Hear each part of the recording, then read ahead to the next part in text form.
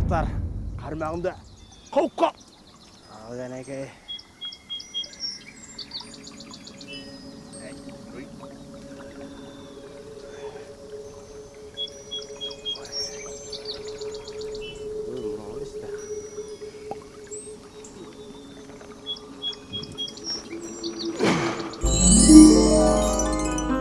Тоқтар, сен кімсің? Уа мейірімді, һәм рақымды адам баласы.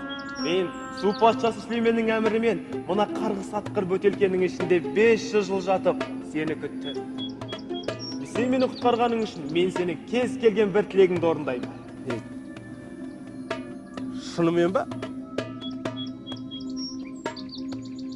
Рас па? Рас. Мен күнә жасағаным үшін осы бөтелкенің ішінде жаттым.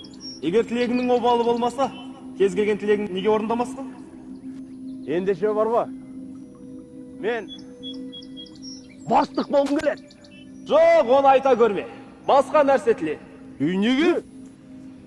Қараш, сен бастық боласың. Ал бастыққа таза лайық адамдар қайда қалады? Әділетсіз ғой. Сосын басқа бастықтар сияқты сен де пара алып, антикордың адамдарына ұсталасың. Сосын ақыр сотталасың. Балаларың жылап қалады. Сол керек па саған? Мен олай істей алмаймын. Ендеше маған кезегінен бұрын пәтер алып бер. Жоқ, оны да айта көрме. Ал қаншама жылдар бойы кезекке тұрып күткен адамдарға айтпек. Онда көлік алып бер. Жүргізуші куәлігің жоқ. Куәлігімен бірге алып берсейші енді. Жүргізе алмайсың. Кенеттен адам бағып кетсең. Не алған жыныстың өзі? Бір емес, үш бірдей тілегімді айттым. Бармақ басты, көз қысты, бір тілегімді орындай салсам болмай ма? Әйгілі блогер әрі жазушы Стивен Эйчсон айтқандай, адалдық кез келген нәрсені жеңіп шығатын ұлы күшке ие. Сендердің ұстаздарың Хәкім Абай айтқандай, адал еңбекпен мал таппақ арлы адамның ісі. Сен де адал еңбекпен арлы болып еңбек ет. Мен саған осы жолда жеңіске жету үшін қажымас қайрат беремін. Адам сияқты, жұрттар сияқты бір оңай жолмен бір шаруамды тындыра қойын десең. Осы маған сондайлар шақпайды.